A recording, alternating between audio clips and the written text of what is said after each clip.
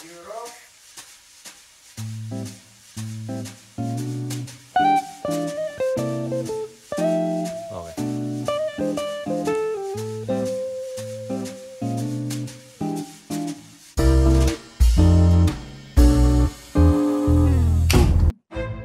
akan bisa memainkan kepemimpinan kita di G20.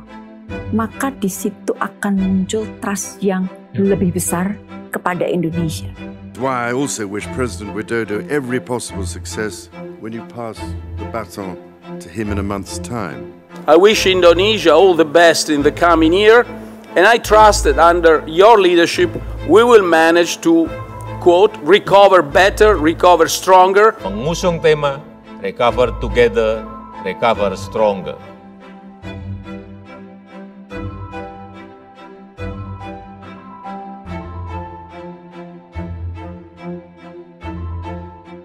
Akhir-akhir ini kita disodorin atau lihat banyak sekali baliho-baliho ataupun umbul-umbul ataupun signage dengan tulisan yang keren banget.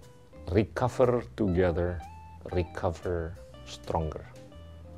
Ini dalam konteks penyelenggaraan event yang besar sekali yang akan terjadi di Indonesia di bulan Oktober tahun 2022. Penting sekali untuk masyarakat luas tuh bukan hanya memahami, tapi take ownership. Karena ini luar biasa keren. Nah, penting kalau menurut saya itu untuk kita bisa memahami asal-usulnya gimana sih nih G20, sejarahnya gimana. Ini sebetulnya bagian dari inisiatif dari pimpinan anggota G7. G7 ini adalah 7 perekonomian terbesar di dunia. Tentunya dengan perkecualian, yaitu Tiongkok. Nggak tahu gimana Tiongkok itu selalu diperkecualikan. Tapi mereka berpendapat, yaitu anggota G7, termasuk Kanada, Prancis, Jerman, Italia, Jepang, Amerika Serikat, Inggris, dan Uni Eropa. Mereka berpendapat bahwa perlu sekali untuk meningkatkan inklusi secara informal agar bisa melibatkan negara maju, termasuk Tiongkok, dan negara-negara berkembang seperti India, Indonesia, Turki, dan lain-lain.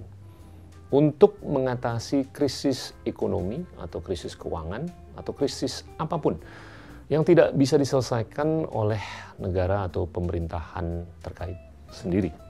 Jadi perlu kolaborasi atau pandangan yang kolektif. Nah, ini semakin dimatangkan dan dipelopori oleh Menteri Keuangan dari Kanada dan Amerika Serikat, Paul Martin dan Larry Summers. As economies see productivity rise and jobs decline, agar dimulainya keterlibatan menteri-menteri keuangan dari 20 perekonomian terbesar di dunia semenjak tahun 1999. Selanjutnya, mulai dieskalasi keterlibatan kepala negara semenjak tahun 2008. Nah, di mana aja sih pertemuan G20 ini terjadi dan kapan? Nah, yang pertama yang melibatkan kepala negara itu di November 2008. Itu terjadi di Washington DC di Amerika Serikat. Berikutnya April tahun 2009 di Inggris. Berikutnya September 2009 di Amerika Serikat lagi. Berikutnya Juni 2010 di Kanada. November 2010 di Korea Selatan. November 2011 di Prancis, Juni 2012 di Meksiko, September 2013 di Rusia, November 2014 di Australia, November 2015 di Turki, September 2016 di Tiongkok, Juli 2017 di Jerman, November 2018 di Argentina, Juni 2019 di Jepang, November 2020 di Saudi Arabia, Oktober 2021 di Italia, dan Oktober 2022 insya Allah di Indonesia. Tentunya tahun 2023 akan melaksanakan di India dan 2024 di Brazil. Apa aja sih prestasi atau kinerja G20? Pengalaman yang dialami oleh anggota G7 dalam mengkaji dan menyikapi krisis-krisis ekonomi atau krisis keuangan seperti the Mexican peso crisis di tahun 94, default di Rusia di tahun 97, atau krisis keuangan Asia di tahun 97 dan devaluasi di Brazil di tahun 99, itu menjadi bekal yang sangat penting dalam konteks di mana mereka bisa berkomunikasi, mengkaji, dan berkolaborasi di kalangan Menteri Keuangan dari G20 semenjak tahun 1999. Penanganan krisis keuangan global pada tahun 2008 dan krisis keuangan sewaktu terjadinya pandemi COVID semenjak awal tahun 2020, ini menjadi testimoni atas kesuksesan komunikasi dan kolaborasi multilateral di kalangan anggota G20, sehingga tidak terjadinya skala krisis keuangan seperti apa yang kita saksikan di awal tahun 1930-an yang dijuluki The Great Depression. Pengaruh G20 terhadap dunia itu besar sekali. Di luar 20 perekonomian terbesar di dunia, juga termasuk negara-negara yang dianggap penting untuk diajak berdialog dan berkolaborasi. Mereka adalah atau termasuk Uni Eropa, Argentina. Argentina itu GDP-nya kurang lebih 400 miliar dolar, sedangkan Indonesia itu kurang lebih 1,1 triliun dolar. Negara-negara non-member yang juga diajak, lainnya itu termasuk Singapura dengan PDB atau GDP kurang lebih 360 miliar dolar, dan Afrika Selatan kurang lebih 300 miliar dolar. Indonesia secara perekonomian itu berada di posisi ke-16 dengan GDP atau PDB sebesar 1,1 triliun dolar. Negara-negara berkembang lainnya termasuk Saudi di 700 miliar dolar, India 2,6 triliun dolar, Meksiko 1,1 triliun dolar, dan Turki di 720 miliar dolar. Kekuatan kolektif GDP atau PDB anggota G20 lebih dari 80% dari total perekonomian dunia atau total PDB atau GDP dunia, yang besarnya itu kurang lebih 85 sampai 90 triliun dolar. Niscaya pengaruh hasil dari dialog dan kolaborasi di kalangan anggota G20 itu sangat berdampak terhadap arah atau trajectory perekonomian dunia ke depan. Tentunya kesuksesan dialog dan kolaborasi di kalangan G20 tergantung beberapa hal, termasuk kepemimpinan yang bisa ditunjukkan oleh masing-masing anggota, kepentingan kolektif atas permasalahan yang timbul, dan kepentingan atau ownership taking untuk menjaga keseimbangan antara kepentingan domestik dan kepentingan internasional. Bagian saya itu di satu sisi di dalam negeri kita ngomong sama para pelaku bisnis, ini loh dunia sedang dihadapi, Presiden sudah menyampaikan signal, kita sedang menghadapi climate change. You better prepare and we better start to change. Yeah. Namun tugas saya keluar sebagai ketua koalisi, ya nagih, yang ngotorin dunia itu banyak kan negara maju. Yeah. Kok sekarang dia minta-minta negara kayak kita untuk bersihin lebih banyak? Kasih uangnya dong, katanya mau ngasih 100 billion US dollar per tahun loh. Momen untuk Indonesia sebagai tuan rumah G20 ini penting sekali, tentunya dengan beberapa atribut yang bisa dianggap cukup menggembirakan atau positif. Yang pertama tentunya adalah beranjaknya pandemi menjadi endemi. Ini tentunya ditopang dengan herd immunity yang sudah kelihatan di semakin banyak negara di dunia. Dan tentunya Indonesia salah satu dari banyak negara itu yang sudah berhasil melakukan proses vaksinasi. Gak ada alasan untuk kita nggak bisa mencapai herd immunity sebelum akhir tahun 2022. Mobilitas fisik itu sangat berkorelasi dengan pemulihan ekonomi secara broad-based dan juga berkesinambungan. Isu-isu penting yang tidak bisa ditangani sendiri dan tentunya memerlukan dialog, kolaborasi, dan intervensi dari para pemimpin negara. Disrupsi atau dislokasi yang terjadi dari sisi teknologi ini perlu dibahas. Bagaimana contohnya artificial intelligence atau kecerdasan artifisial itu telah dan akan terus berdampak terhadap negara-negara berkembang.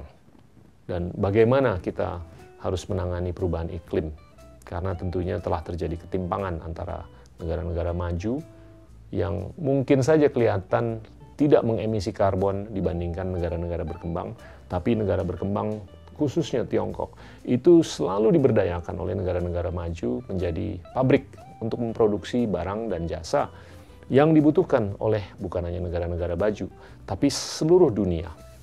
Dan tentunya kesenjangan dan inklusi keuangan ini adalah topik-topik yang perlu dibahas.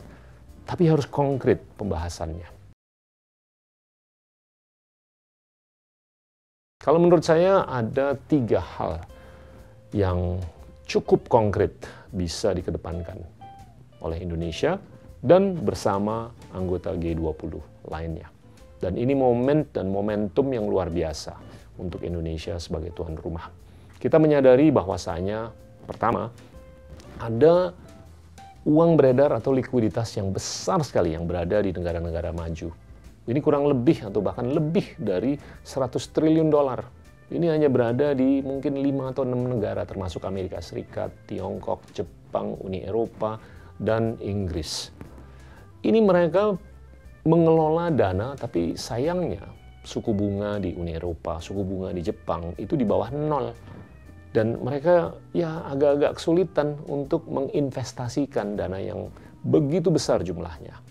Nah, mungkin saja ini bisa dinarasikan di Indonesia bahwasanya dana atau uang beredar atau likuiditas yang begitu besar itu sangat bisa diberdayakan untuk kepentingan negara-negara berkembang yang lebih terbatas likuiditasnya.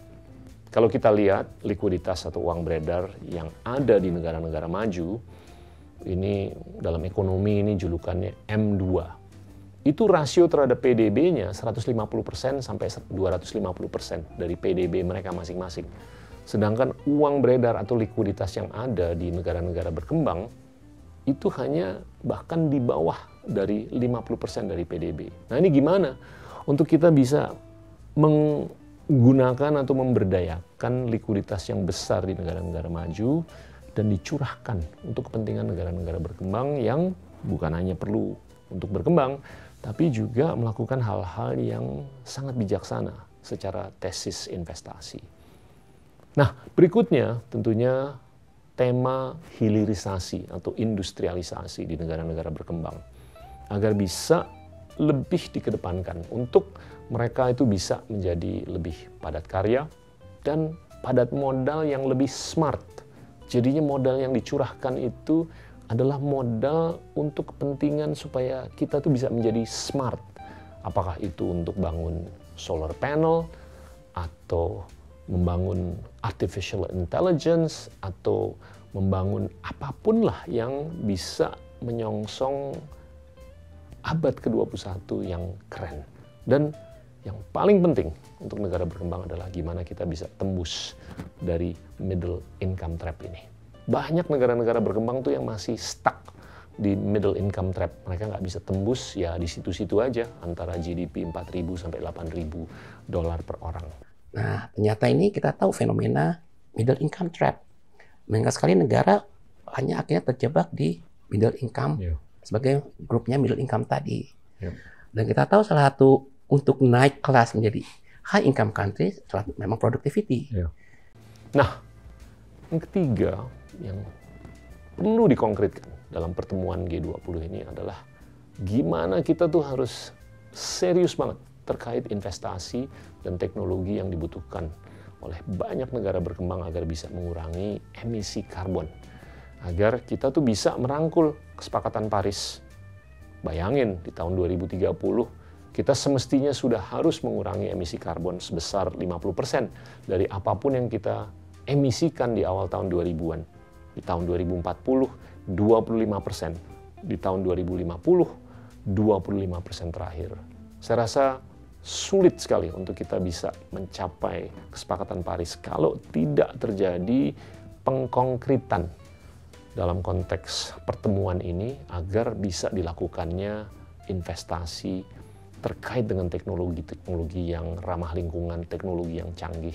Dan ini kebanyakan dimiliki oleh negara-negara maju yang kalau menurut kami itu perlu dicurahkan untuk kepentingan negara-negara berkembang agar mereka bisa merangkul kesepakatan Paris.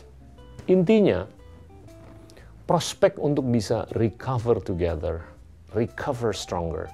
Ini benar-benar bisa teraktualisasi dengan kepemimpinan yang bisa ditunjukkan oleh kelompok prestigious ini atau yang namanya G20. Dan juga dengan keketuaan Indonesia yang bisa ditunjukkan selaku tuan rumah.